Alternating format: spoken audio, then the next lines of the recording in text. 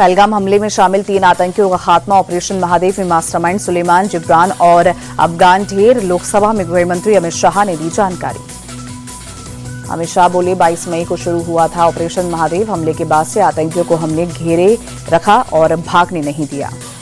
अमित शाह का विपक्ष पर हमला, बोले ये आतंकियों के मरने से भी खुश नहीं, आतंकवादियों का धर्म देखकर दुखी ना हो विपक्ष। चिदंबरम के सवाल पर लोकसभा में अमित शाह का जवाब, बोले पाकिस्तान को बचाकर चिदंबरम को क्या मिलेगा, मारे गए 3 में से 2 आतंकियों के पाकिस्तानी वोटर नंबर हमारे पास।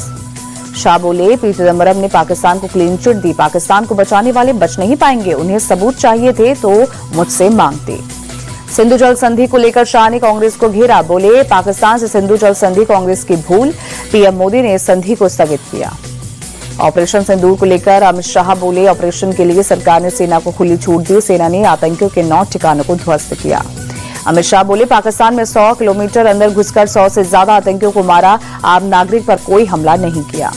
शाह बोले पाकिस्तान ने युद्धविराम की अपील की थी, उनके पास हमारी शरण में आने के अलावा कोई चारा नहीं बचा था।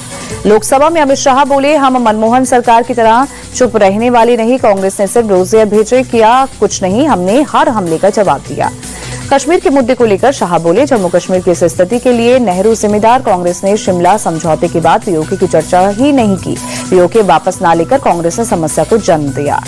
अमित शाह ने कांग्रेस को बंटवारे के लिए जिम्मेदार बताया, बोले पाकिस्तान कांग्रेस की भूल, कांग्रेस ने बंटवारा स्वीकार कर देश तोड़ा। अमित शाह का कांग्रेस पर बड़ा आरोप, बोले पहले आतंकियों को वीजा देकर पाकिस्तान से बुलाती थी कांग्रेस, मोदी सरकार में आए तो बचेंगे नहीं। अमित शाह ने कांग्रेस पर निशाना साधा, बोले 3 पीढ़ियों से चीन प्रेम चला आ रहा है, नेहरू की वजह से चीन सुरक्षा परिषद में 62 के युद्ध के बाद नेहरू ने चीन को छीन दिया। लोकसभा में अमित शाह ने सोनिया गांधी को घेरा, बोले बाटला हाउस के आतंकियों के लिए सोनिया ने आंसू बहाए, उनके आंसू शहीद इंस्पेक्टर मोहन के लिए नहीं निकले। पीएम मोदी आज ऑपरेशन सिंदूर पर देंगे जवाब, पीएम मोदी लोकसभा में शाम 6 बजे ऑपरेशन सिंदूर पर समापन भाषण देंगे।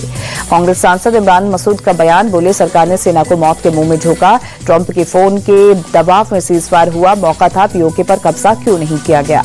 केंद्रीय मंत्री गिरिराज सिंह ने कांग्रेस पर निशाना साधा, बोले देश के प्रति कांग्रेस की सोच नकारात्मक, उन्होंने सेना के शौर्य के खिलाफ दुनिया में माहौल बनाया। पूर्णिया से सांसद पप्पू यादव का विदेश मंत्री एस जयशंकर पर निशाना, बोले विदेश मंत्री के पास इंडिया का विजन नहीं, विदेश मंत्री के पास बीजेपी आरएसएस का विजन। पप्पू यादव बोले रक्षा मंत्री ने मोदी बीजेपी की बात रखी, चीन पर जयशंकर राजनाथ ने कुछ नहीं बोला।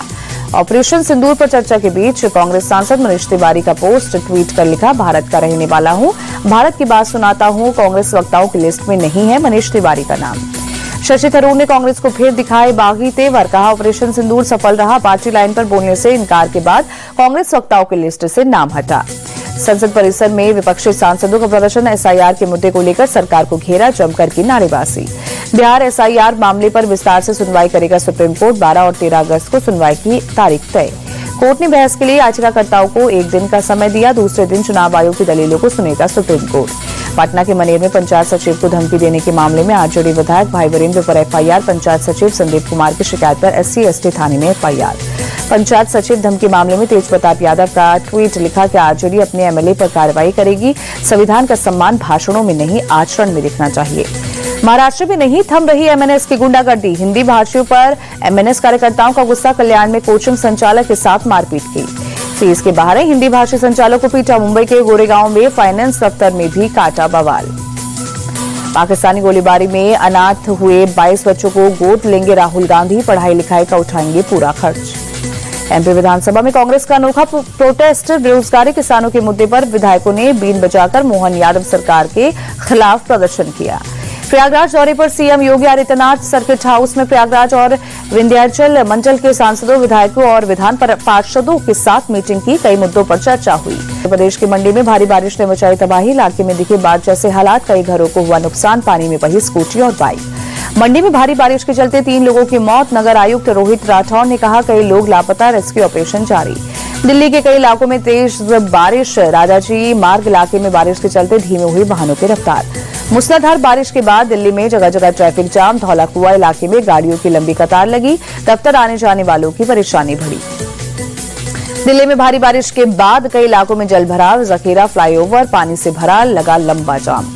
सेंट्रल दिल्ली में भारी बारिश ने एनडीएमसी की तैयारियों के दावे की पोल खोली। समाजवादी पार्टी सांसद रामगोपाल यादव के घर के बाहर पानी भरा, पंप के जरिए पानी को निकालने की कोशिश। मेरठ में डॉक्टर की लापरवाही से मरीज की मौत। डॉक्टर के सोए रहने के कारण मरीज की तरफ तड़पकर मौत हुई। मेरठ में डॉक्टर के सोने का वीडियो आया सामने। वीडियो वायरल होने के बाद 2 डॉक्टर सस्पेंड हुए। श्रावस्ती में प्रशासन का बुलडोजर एक्शन, सरकारी जमीन से हटाया गया कब्जा। अवैध निर्माण को पूरी तरह से ध्वस्त किया गया। यूपी के प्रयागराज में श्री नागवासुकी मंदिर में लगा भक्तों का तांता। नागपंचमी के अवसर पर श्रद्धालुओं ने की पूजा अर्चना। अयोध्या के शेष अवतार श्री लक्ष्मण मंदिर में भक्तों की भीड़। नागपंचमी के अवसर पर श्रद्धालुओं ने की पूजा अर्चना। उज्जैन में श्री महाकालेश्वर मंदिर में दर्शन करने पहुंचे भारतीय क्रिकेटर उमेश यादव। नागपंचमी के अवसर पर भस्म आरती में शामिल हुए।